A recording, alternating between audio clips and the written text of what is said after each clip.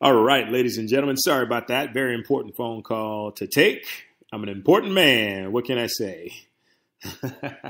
No, but anyway, definitely if you get an opportunity to go listen to part one, because it's amazing how this is all going to come together. But just to give you a bit of a rehash of what I was discussing, I was just talking about how as a kid, how I had this undying urge. I referenced blood or raw meat to a hungry lion is how I crave the idea of being able to participate and play football. And so I carried that with me all through my young life. We're talking starting at the age of like 4 and then all the way into middle school.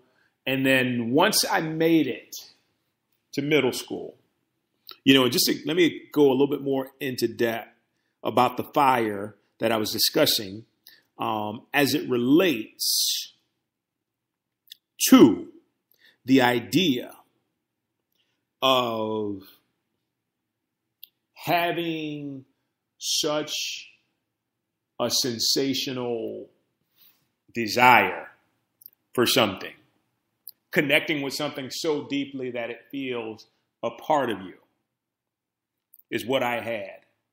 And when that exists, when that thing exists within you, what happens is you do everything possible you can to excel at it. So in doing so, I knew in New Orleans and South Louisiana that there was no one, maybe a few people, but not in my neighborhood, no one working as hard as I was to be the very best that I could. And I tell you, it showed. It showed in the street ball games. It showed in the organized games. It showed in Pop Warner. It showed in flag football.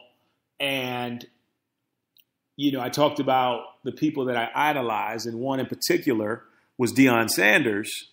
And the reason I'll say this again, because it needs to be heard. Most of you, if you're younger, your version of Deion Sanders is Odell Beckham Jr., which big fan of his as well. But Deion was our Odell back in the 80s and early 90s. And the reason he was such an amazing role model for me was that he was unapologetically himself at all times. Most people say, well, prime time was just a character and prime time was just some, facade or persona that he put on. But then you got to realize if a guy can do it that well, that has to be an innate part of who he is. And that's who he was. And you know what? People hated him with a passion. And see, this taught me a lesson that I'm going to explain to you here in just a bit. But people hated him with a passion, but there were people like me who absolutely loved him because they were drawn to the fact at how much a person can not only love, but embrace and be proud of the fact of who they are and who they were created to be. And so what I realized, the lesson that I learned from Prime, was that sometimes when you're that comfortable and that confident in who you are, people will hate you and will do everything to try and dim your light. They will do everything possible to dim your light. And this is kind of what I ran into that we were talking about on part one. So I get to middle school and I'm at a private Catholic middle school. And I can honestly tell you, I was really good. And not only was I really good, I had just had an enormous growth spurt. So oftentimes, people thought I was much older than what I was when I was playing with my age group, which is a lot of times why I wound up with older kids. But not only did I have those physical things working in my favor, mentally, I was so fixated on being the very best. I was so relentless to succeed, as we talk about here in the title, that I did everything possible. I literally, my mom will tell you to this day, she bought me so many different things to help me to be a better athlete, a better football player, from strength shoes, the platform plyometric shoes that we had back in the day, to these professional wide receiver gloves so I could catch 1,000 balls from my brother, ankle weights, push-up bars, plyo boxes so I could do box jumps to be more explosive. She supplied me with absolutely everything I pleaded and asked her for, because she knew that this was my dream. She knew that at this point, this is what I felt like I was on this earth to do. And I had so much confidence and so much fearlessness about it all. I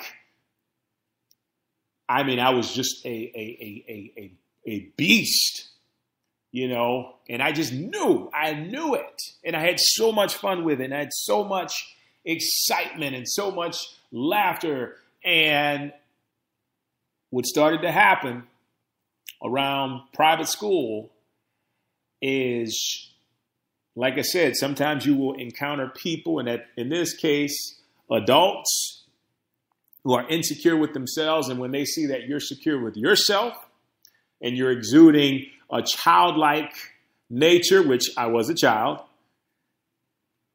they distorted it and started to see it as this showboating, when in actuality it was just swagger. I knew I was good. I was confident in what I could do. I was confident in who I was, and I decided to go with that. And that drove me to be the best. And I had a lot of fun. It went from fun to extremely fun when I started to do that, not to mention emulating one of my idols, Deion Sanders. But they didn't like it. They didn't like it. I can remember in a flag football game, I scored 6 times, 6 touchdowns. On the last touchdown, it became almost laughable because I think I had an interception and I returned it like 60 yards or something. I started high stepping, and it wasn't me trying to show the other kids up, but it was just me having fun. That, like, my God, it's this easy. Wow, it's this easy. And so I started high stepping with like 15 yards to go, and that's when it began. I got pulled aside. Somebody said, I think it was one of the brothers or priests, "Son, you won't be here for long if you do that kind of stuff." And I told him, like, I think I was 12 at the time, like, what?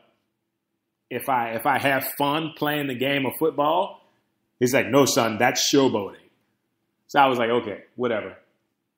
But then, I proceeded to do it again, and then something else happened. And so at this point, you got to understand, I'm only 12 years old. All of a sudden, fear starts to set in that, okay, if I keep this up, then my mom's going to be upset at me because I got kicked out of school, and then everything will be wrong there, so I should probably dim my light a bit. And that's what I did. I started to dim my light. I started to lose the confidence that I had that was so pure, so evident, so thrilling. I started to lose it. And when you lose that, you start to lose your edge a bit. So I can remember, going to high school and playing freshman football, and it just wasn't the same because I was so scared. See, the thing is with fear, doesn't matter what you're fearing, as long as it's in your body, it affects you. So you don't move how you're supposed to. You don't walk like you're supposed to. You don't carry yourself in the way that you would if you had that relentless confidence. And so this began to take me down a road of being in a position to where I just didn't know who I was. I knew I wasn't myself, but I didn't know who I was. And if you know me personally, you knew at the time, that's when I started to get a lot of injuries. I started to get a whole lot of injuries because I was terrified. I was scared. I was playing scared. When at one time I was playing fearless, knowing that I possessed this edge. I was playing scared. And it was all because I dimmed my light out of fear. So, getting to the part where it relates to you as an actor or actress. This here is what you need to know. You need to find that place inside of you. You need to find that area inside of you. That thirst for success. That wants that success like that lion wants that bloody meat.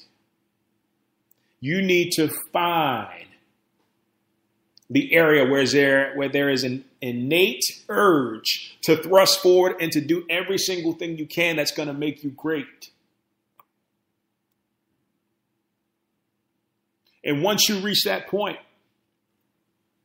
and you can embody that confidence to where you walk into a room and people almost feel it. Not almost, they do feel it, because your energy is just resonating like the sun. You know, and one or two things are going to happen. People are going to fall in love with you, or they're going to hate you with a passion. And just understand, hate is just love and admiration disguised. So accept the haters also, because that's just another form of love. But what you'll understand, or what you'll start to see is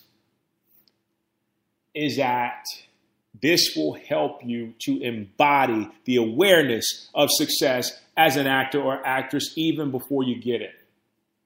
You know, Michael Caine, great British actor, been around for a long time, used to say that he would go sit in the coolest bars and restaurants and hangouts and wear a leather jacket and some sunglasses and have a cigarette in his mouth because he wanted the people in the industry to feel his confidence, to feel his aura, to feel that desire. He embodied what he thought was success at the time before it even showed up.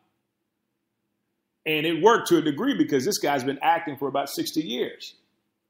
And that's what we need to do, not in the sense of like, you know, going sit in a restaurant and trying to be cool, but everywhere you go, you have to carry that aura with you. You have to carry that ability that people know who you are even before one word comes out of your mouth. And that is a part of you that you will embrace to succeed relentlessly. This place creates a desire so deep and so strong. It's unexplainable. It's like I had as a kid until I allowed people to take it away from me. But you know, I have that back.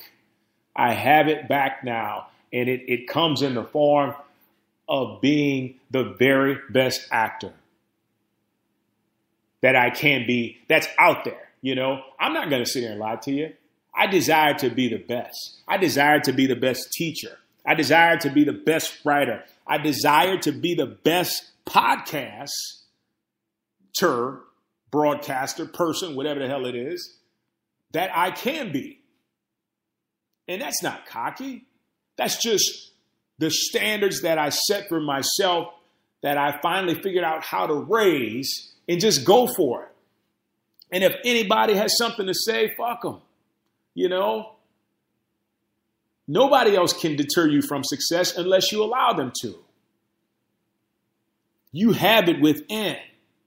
Find it, embrace it, and let that desire take you to a place that's going to take you to the highest level possible.